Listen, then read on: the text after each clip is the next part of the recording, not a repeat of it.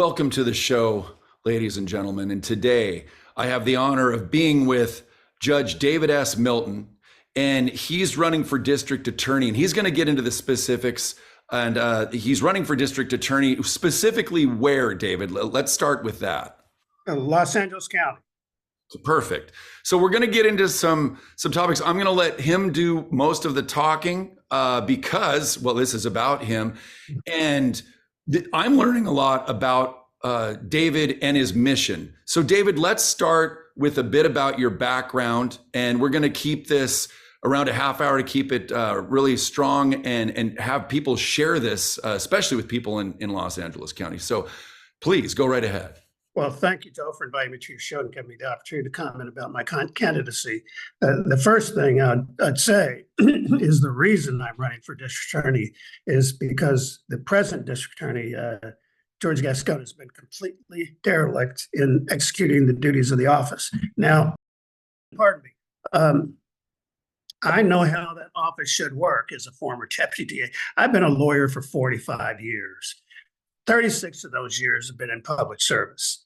24 of those years as a Superior Court judge, handling criminal, a great deal of my assignment. Then I went over to civil and handled just unlimited civil, multi-million-dollar suits and that kind of thing.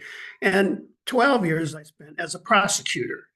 And so before I go into that, I want to tell you just a little bit about my background. I was born in Pasadena, California, but my parents moved to Indianapolis, Indiana when I was an infant. And so I spent the first 20 years of my life there. Now, I grew up in a Judeo-Christian family. And in the latter part of that time in Indianapolis, I lived in a community that was, I'd say, a large Jewish population. But in addition, think back, you're probably too young to think back that far, but in the 60s, things in our country were fairly racially tense. And so I suffered some of those indignities throughout the years in the 60s in Indiana. But, pardon me, I wasn't bitter about it or angry about it. I wasn't happy when they occurred, but they're just part of my life. But I think those experiences, coupled with my Christian upbringing, made me a stronger person. It made me a person who's fair-minded. As a matter of fact, it's what I see of myself. I'm a fair-minded person. So it also caused me to not tolerate injustice. And so eventually, we'll get to my platform, but I'd like to say number one on my platform, and I apologize for a little congestion there, but number one on my platform is hate crimes. And let me explain what that means. It means that any crime that's motivated based on one's race, religion, any gender, things like that, those immutable things about person. And so that I feel strongly about that. But let me talk a little bit about how I got there first. I began my legal career in Los Angeles as a deputy district attorney. I moved up the ranks quickly. I served in the Crimes Against Police Officer Section, Career Criminal Division, Hardcore Gang Division, and finally I was a deputy in charge of one of the offices in the district attorney's office. The office, the assignment that was of the most consequence in my view was in the Hardcore Gang Division. And some of the things, I'm going to mention some topics that aren't very pleasant, but it's part of me and it just gives you the breadth of my experience. Please. As a prosecutor, I achieved 2 death verdicts. As a judge, I sentenced a man to death. I wrote 2 death penalty bills.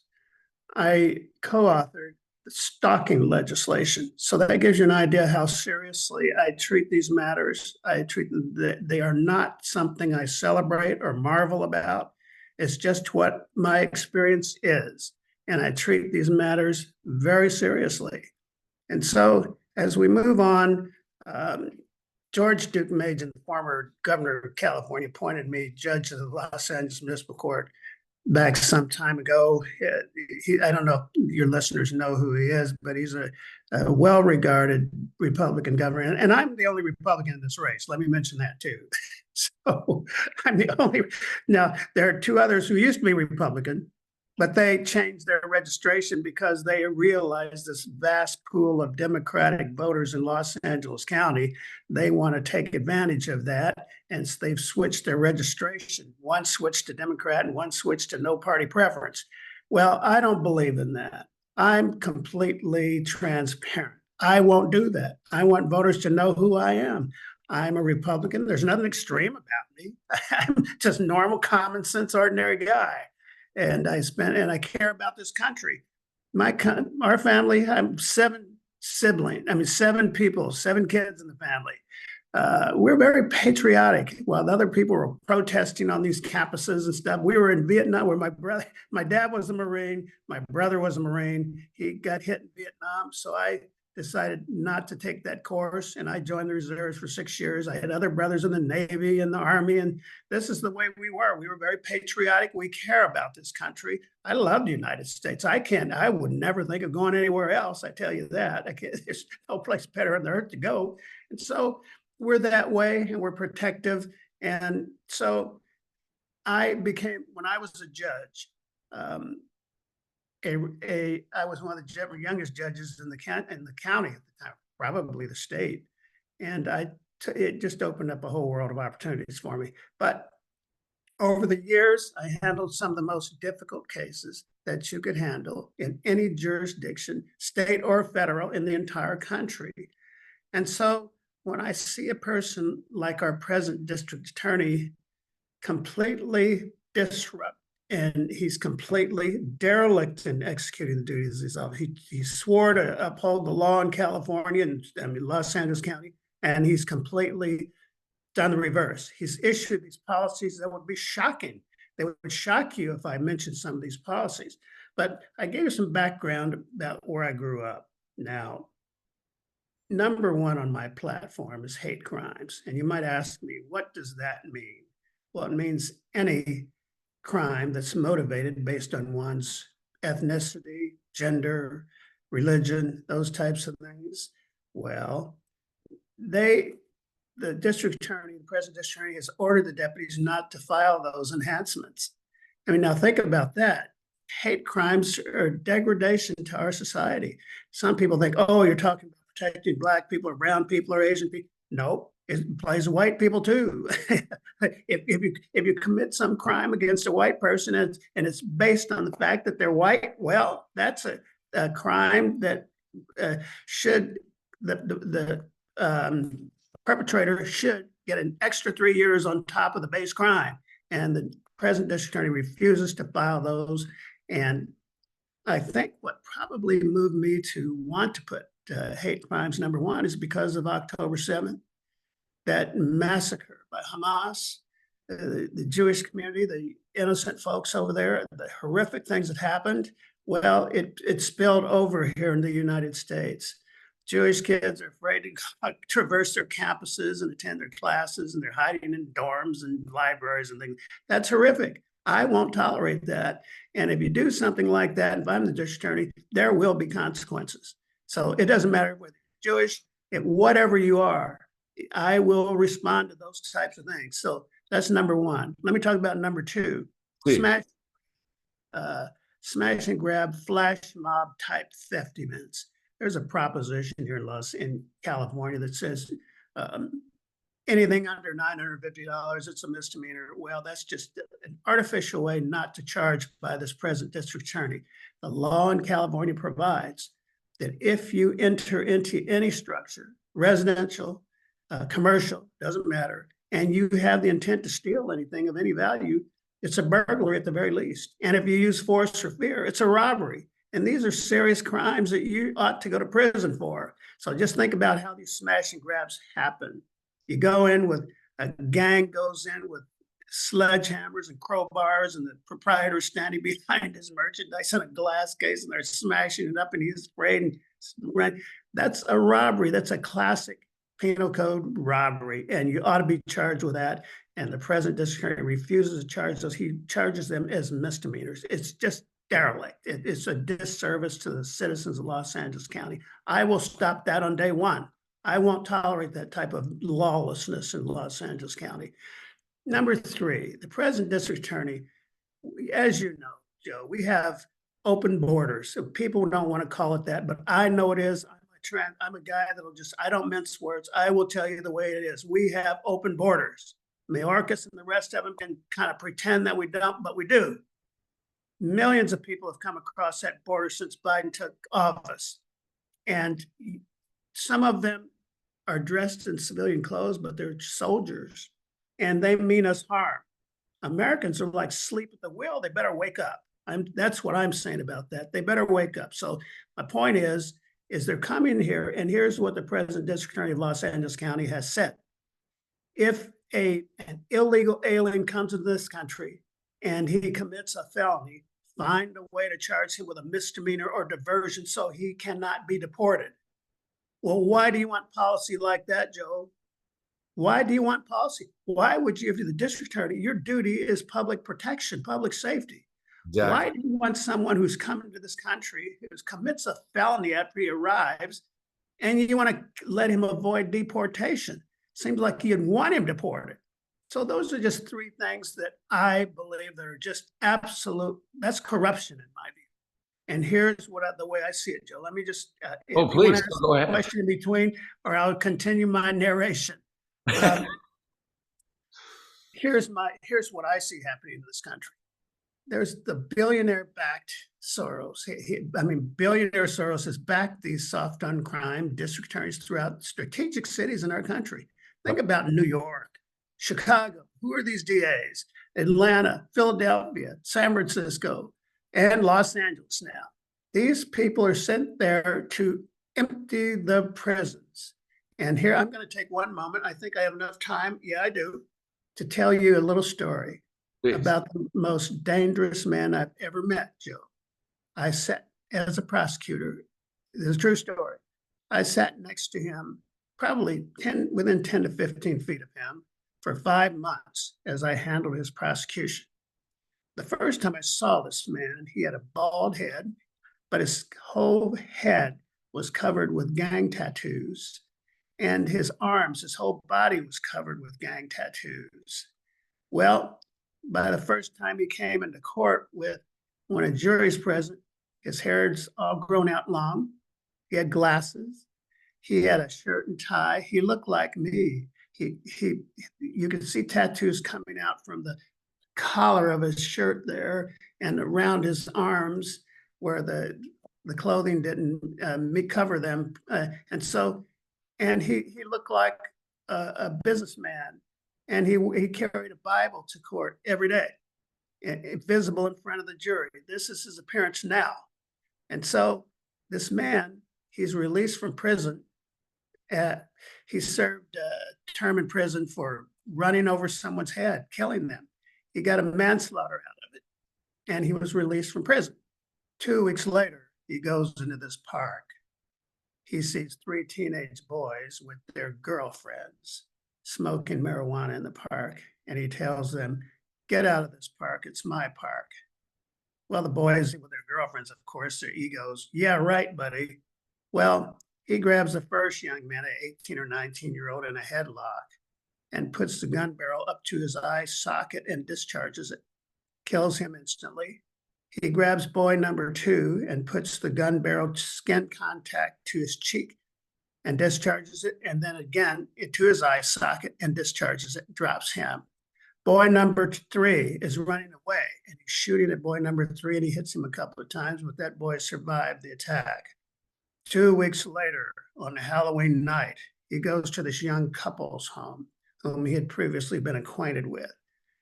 He thought they had informed the LA County Sheriff of the park shootings, but they didn't. Well, here's what our evidence was. We have the husband in a recliner, and he's reclined all the way back.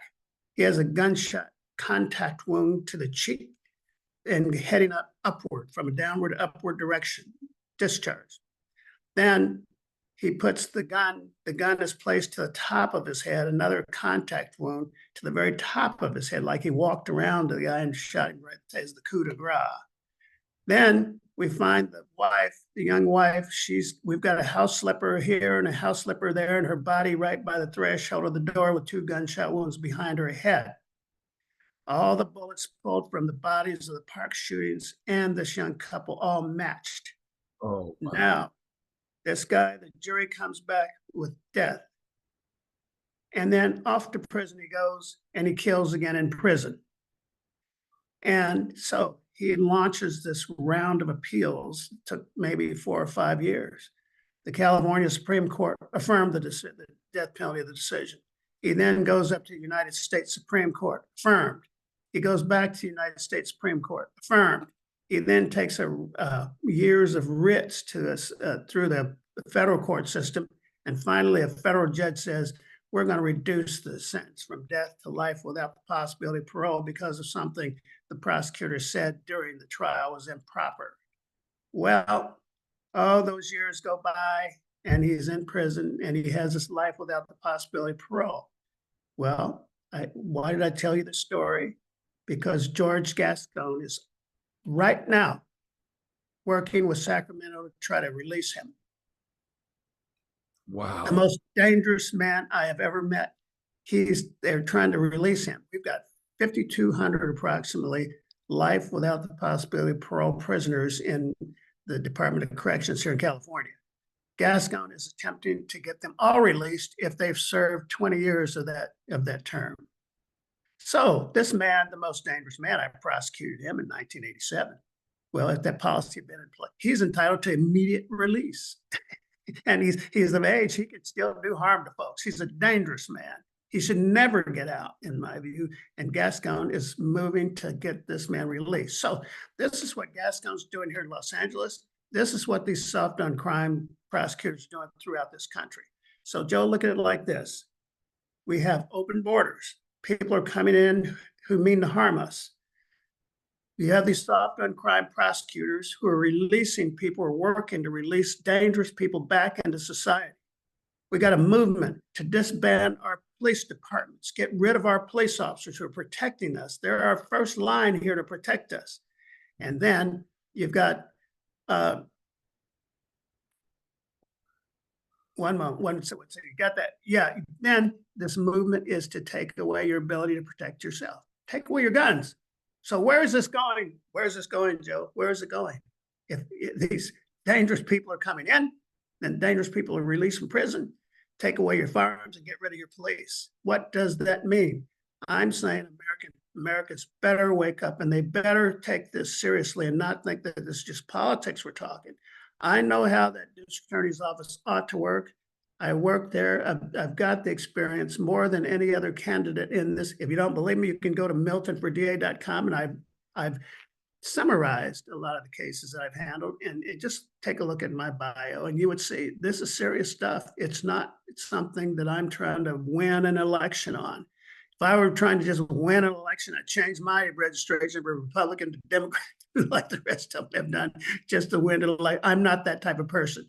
I'm one of the most fair-minded people you can meet. I would never want anybody in prison if they didn't belong there. But if they belong there, I'm coming after you. As a matter of fact, Joe, I'm going to tell you about one other case. Yeah. I'm not going to give you the details, but I sentenced a man to 934 years. You're probably saying, my God, Judge, why would you do that? What could cause someone to get 934 years? Well, it was affirmed by the Court of Appeals because it's the law. If you think, I don't want to go into the details of what he did to these little girls. And after being released from prison for doing the same type of misconduct toward little girls, I gave him what I could give him under the law, and the Court of Appeals affirmed that. And this is the way I am. I will follow the law no matter what. Some of these DAs will come in there. You have to understand, the California Constitution provides that every county, we have 58 counties here in California, every county will have a district attorney. Then the government code provides the function of the district attorney. It's public prosecution. That's what the DA does. You cannot have a DA come there and say, well, I don't like the death penalty, so I'm not going to. No, it's not that. If it's warranted, it should be pursued. And if it's not warranted, and on the point of death penalty, one of the things that I look at so carefully is I look at the egregiousness of the crime, but I want to make absolute certainty of guilt. before I pursue that. These are strong things that I believe in, and it's just part of me. So, Joe, I'm going to back off and give you a chance to get in and ask me areas of inquiry. Let me know, and I'll see if I can answer any questions you might have, or the audience might. You think the audience? Well, yeah, first of all, thank you so much for sharing your story. Like, I had no idea exactly where this interview is going. A friend of mine named Dennis, who I met in California, just recommended that we have this conversation and get it out there to help you get elected. But I guess my question is this, there's so many people on the inside at every different level in this country that are allowing the destruction from within. And whether it's letting people out of jail, whether it's implementing rules, laws that don't make sense, so you're going into, and you're part of this. I'm not part of that side of it, but you're part of a system that the system itself is infiltrated. It's not in the best interest of humanity or we the people. Can you speak to that? And I mean, we need so many more people such as yourself getting involved to change the way the system is. We've heard the phrase before, the swamp. It's so deep, it's so vast. Where does this leave us that the system itself is corrupt? We're watching it on every level. Justice is it's hard to even get towards justice in some cases. So please speak to that. That'd be very helpful. I will. Let me begin with something, a comment about you. You made a comment. You said we're being destroyed from within. Well, that's what Abraham Lincoln said long ago. He says, no one will be able to destroy the United States from without, but it can be destroyed from within. And that's what I see happening today. Look at Benjamin Franklin. He walked out of Constitution Hall and he said, we've created a constitutional republic. And then he quipped, and we can keep it. And what he meant was there's so many rights and liberties. You have a right to protest and petition the government, do all these things. People who have malice toward this country can destroy it from within. And here's to your other point. We have an insurgency here, Joe, in my view. We've got people coming in here. They've gotten into our educational institutions. They first targeted our highest educational institutions. Now they're starting at the very beginning our kids and indoctrinating our kids and causing what are you going to tell children? You can be a boy or a girl if you want to. It's up to you. And we don't want you to tell your parents. This is utter nonsense. People like that ought to be put in jail. But this is an insurgency in our education, our lower and upper, all throughout our banking systems, our police departments, our military, all of them, and all this woke garbage, in my view. It's just, these are people who are trying to harm us. People who come up with all those terms of Antifa and Black Lives Matter. These are things that are meant to enrich themselves and not benefit the people that they propose, that they're saying that we are protecting a segment of society. These people are protecting themselves. Enrichment, it's self-enrichment is what that is. And all of our institutions there's been an insurgency, there's an indoctrination going on, and people it's like the system's upside down. We've got a two-tiered system here. Just, if you think about what's going on with Trump, I mean, whether you're a Trump supporter or not, I mean, right. That's not the question. Look at this thing objectively. What's going on with Trump and what's going on with Biden and all the others and the Department of Justice and everyone involved in this. It's a two-tiered system and it's dangerous, and it's just, I hate to see it happening. I'm 73 years old, Joe, but I'm willing to come back out of my private judge position, which is lucrative, but I'm willing to leave that and go back into public service and see if at least I can do my part in Los Angeles County so I can bring that office back to where its core mission is public protection. And I'm willing to do that, and I will do that. Let me get elected, and all those failed policies and intentional policies by George Gascon, I will reverse them on day one. I give that commitment to the citizens of Los Angeles County. I'm completely transparent and reliable and fair-minded. I won't lie to you. Yeah, well, I appreciate you standing up. I mean, we need more people that are standing up, people that are willing to get on the front lines, people that are willing to switch positions, to leave a lap of luxury, if you will, and that's what our show is about. I mean, I'm usually here with my co-host and friend Scott, but this is just one of those interviews that came up and it needed to happen. It needed to happen right now. So, we rearrange our days, we rearrange our time, we make time for things that are important. And I'm so glad that my friend Dennis reached out to me with this really important story. And, please, to the viewers, you may live somewhere that's not where the judge is, and not everybody lives in LA County. But if you know someone, please share this. I mean, that's the power of the internet and the mission that TruthStream is involved in bringing people on the show like David.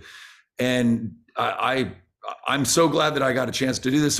So David, once again, where can people find you, support you? What's the closing message that you'd like to have for folks, if there's anything we've left out? Yeah, I would like to mention one thing. These people who are running there are 12 people vying for this position. Some of them are to the left of George Gascon. I think they're plants. They're put in there in case Gascon loses. Some of the others, of course, have changed their registration to take advantage of the vast pool of Democrat voters. Some are just completely, they would just carry on the same policy, in my view. Now, here's what's going on. They have a lot of money. They should ask, why do these candidates have all of that money? Well, think about this.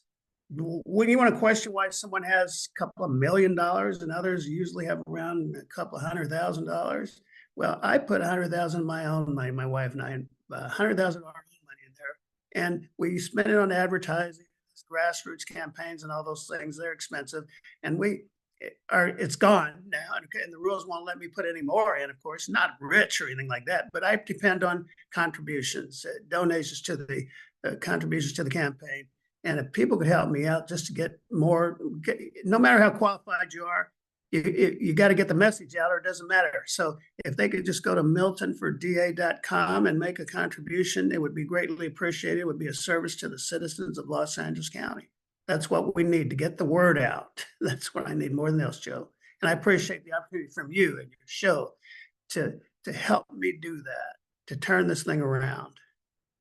Absolutely. And like I said, everyone, please share this, because if they don't know what David represents, it's going to be hard for them to make that decision. And like he said, he's transparent. He's doing this for the betterment of humanity and LA County. And I think you're a role model, and we need more people like you. And just so people know, today is, let me double check, February 21st. I'm getting this out. I mean, when is the election? Please let them know. March 5th is primary. That's okay. The date, the important date. So we can get that. I need the exposure, folks. Help me out. I'll do you a good service. It's my pledge. Got it. And then if March 5th happens and you make that cut, if you will, then what happens after that, please? The top two will go into a runoff in November general election. Okay. So there we go. I'm sorry, Joe. There's one other thing I need to point out. This ballot is such that the ballot, there's no ballot designation. You won't have Republican or Democrat or anything by your name. It's just a list of names. So you need to have, my name is David S. Milton, retired Judge David Milton. That's the way it is. Okay. Well, thank you, David. Hang out after for a moment. Thank you, audience. Please, this is one of those breaking news, important updates. And I just felt that this message needs to be out there. And thank you for what you've done. Appreciate you, David. Thank you so much, Joe, for having me on your show. Absolutely. All right. Take care, everybody. Bye now.